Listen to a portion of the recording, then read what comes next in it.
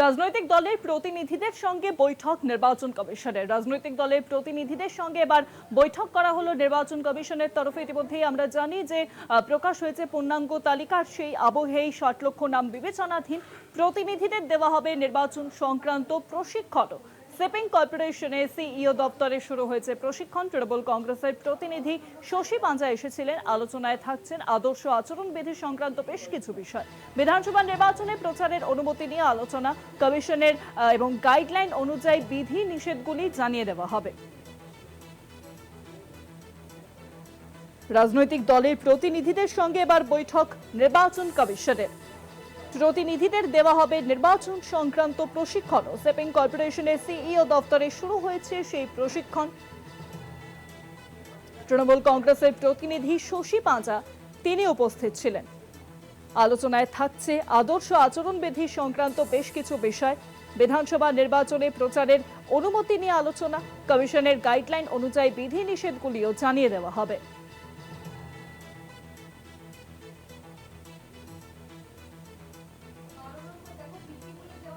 CEO Manoj Agarwal তিনি উপস্থিত ছিলেন। রাজনৈতিক দলের প্রতিনিধিদের সঙ্গে যে বৈঠক হয় নির্বাচন কমিশনের, সেই বৈঠকে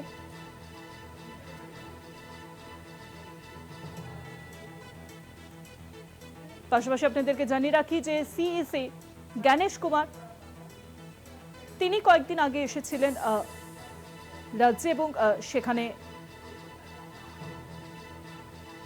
বৈঠকে বেশ কিছু বৈঠকও করেন তিনি। হিংসামুক্ত ভোট করতে হবে এমনটাই জানানো হয়েছে। আসন্ন বিধানসভা নির্বাচনের আগে এবার রাজনৈতিক দলের প্রতিনিধিদের সঙ্গে বৈঠক নির্বাচন কমিশনের। প্রতিনিধিদের দেওয়া হবে নির্বাচন সংক্রান্ত প্রশিক্ষণ। শিপিং কর্পোরেশনের সিইও দপ্তরে শুরু হয়েছে প্রশিক্ষণ। তৃণমূল কংগ্রেসের প্রতিনিধি শশী পাঞ্জা তিনি এসেছিলেন। পাশাপাশি এসেছিলেন তৃণমূল মুখপাত্র অরূপ বিশ্বাস।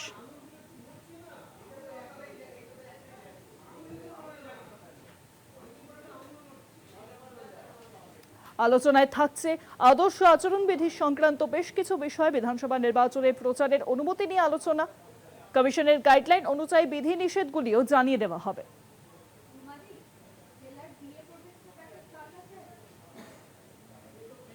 শশী পাঞ্জা তিনি উপস্থিত ছিলেন। সেই ছবি দেখাচ্ছি আপনাদেরকে।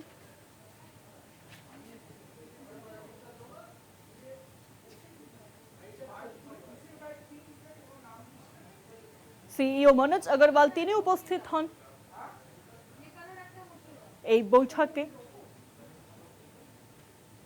রাজনৈতিক দলের প্রতিনিধিদের সঙ্গে বৈঠক নির্বাচন কমিশনের। প্রতিনিধিদের দেওয়া হবে নির্বাচন সংক্রান্ত প্রশিক্ষণ। শিপিং কর্পোরেশনের সিইও দপ্তরে শুরু হয়েছে সেই প্রশিক্ষণ।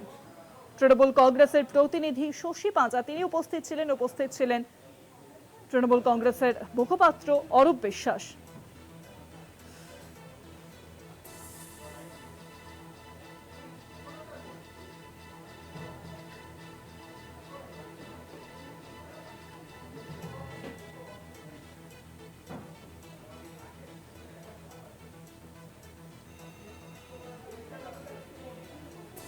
আলোচনায় থাকছে আদর্শ আচরণবিধি সংক্রান্ত বেশ কিছু বিষয়। বিধানসভা নির্বাচনে প্রচারের অনুমতি নিয়ে আলোচনা, পাশাপাশি কমিশনের গাইডলাইন অনুযায়ী বিধি নিষেধগুলিও জানিয়ে দেওয়া হবে এমনটাই কিন্তু জানানো হয়েছে।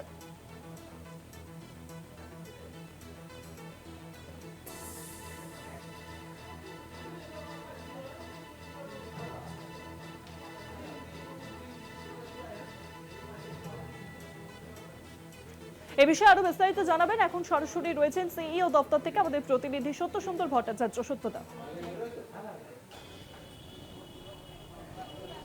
দেখো, বিভিন্ন স্বীকৃত রাজনৈতিক দলের প্রতিনিধিদের একটি প্রশিক্ষণের ব্যবস্থা করেছিল মুখ্য নির্বাচনী আধিকারিকের দপ্তর। কিছুক্ষণ আগেই সেই প্রশিক্ষণ শেষ হয়েছে, কিন্তু এই প্রশিক্ষণেও কিন্তু রাজনৈতিক দলের যারা সদস্য উপস্থিত হয়েছিলেন তারা কিন্তু এই প্রশ্নটা তুলেছেন যে এখনো পর্যন্ত এই যে 60 লক্ষেরও বেশি বিচারাধীন ভোটার রয়েছেন তাদের বিষয়ে নির্বাচন কমিশন কি ভাবছে। সেক্ষেত্রে সাপ্লিমেন্টারি তালিকা প্রকাশের বিষয়টিকে কিন্তু গুরুত্ব দেওয়া হয়েছে। তার কারণ সাপ্লিমেন্টারি তালিকা প্রকাশিত না হলে পরে এই বিচারাধীন ভোটার যারা রয়েছেন তারা ভোট দিতে পারবেন কিনা যে সংশয় তৈরি হয়েছে সেটা কিন্তু থেকেই যাচ্ছে।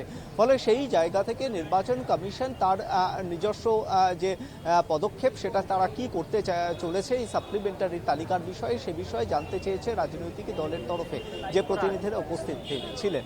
তার পাশাপাশি বেশ কিছু যে নির্বাচন কমিশনের যে গাইডলাইন রয়েছে সেই গাইডলাইনগুলো রাজনৈতিক দলের যারা প্রার্থী হবেন তাদের প্রচারের ক্ষেত্রে যে ধরনের গাইডলাইন থাকছে বা দেখা যাচ্ছে যে বেশ কিছু ক্ষেত্রে কিন্তু নির্বাচনী যে আচরণবিধি সেই আচরণবিধি সংক্রান্ত প্রচারের বিষয়ে এই ধরনের যে সমস্ত গাইডলাইন রয়েছে সেগুলো কিন্তু তাদেরকে মনে করিয়ে দেওয়া হয়েছে আজকের এই প্রশিক্ষণে।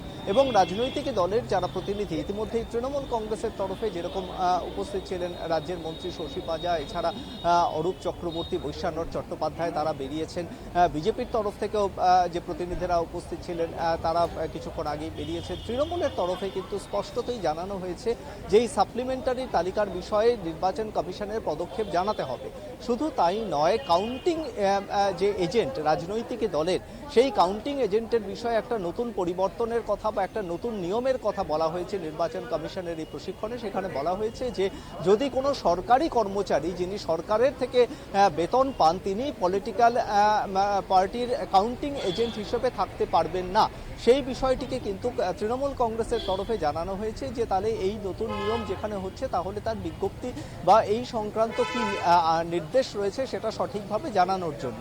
অন্যদিকে নির্বাচনের যে আচরণবিধি বা প্রচারের ক্ষেত্রে বেশ কিছু যে নিয়ম রয়েছে সেই নিয়মগুলো কিভাবে রাজনৈতিক দলের প্রার্থীরা মেনে চলবেন সেটাও জানানো হয়েছে।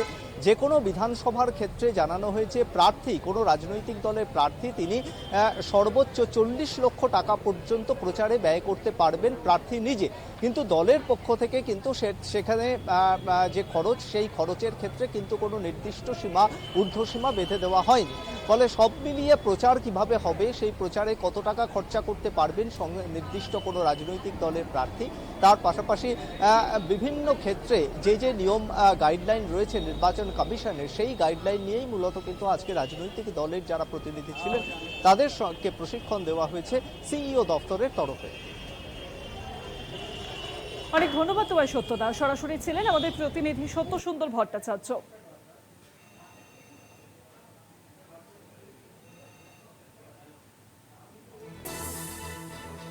আলোচনায় আদর্শ আচরণবিধি সংক্রান্ত বেশ কিছু বিষয় নিয়ে আলোচনা হবে। গাইডলাইন অনুযায়ী বিধিনিষেধগুলি জানিয়ে দেওয়া হবে সমস্ত রাজনৈতিক দলগুলিকে। তৃণমূল কংগ্রেসের তরফে উপস্থিত ছিলেন শশী পাঁজা এবং অরূপ বিশ্বাস।